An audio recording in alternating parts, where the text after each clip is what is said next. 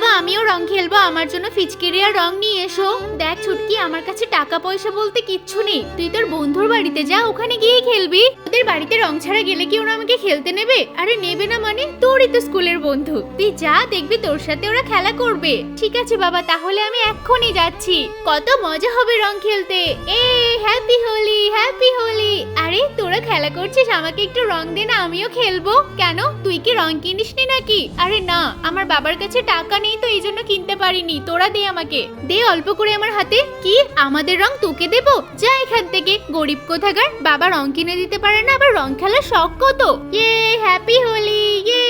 এই অনেক খেলেছি, চল একটু খাওয়া দাওয়া করে আসি, তারপরে খেলবো। রং ছাড়া যদি বাড়িতে ফিরি তাহলে বাবা মনে মনে অনেক কষ্ট পাবে। একটা কাজ করি, এই নিচে যে রংগুলো লেগে আছে এগুলোই আমি গায়ে মুখে সব জায়গায় মেখে নিই, তারপর বাবাকে বলবো রং খেলেছি। বাবা দেখো আমি কত মজা করে রং খেলেছি। আরে বাহ রে ছুটকি, তোর মনের আশা পূরণ হয়েছে। হ্যাঁ হয়েছে হয়েছে।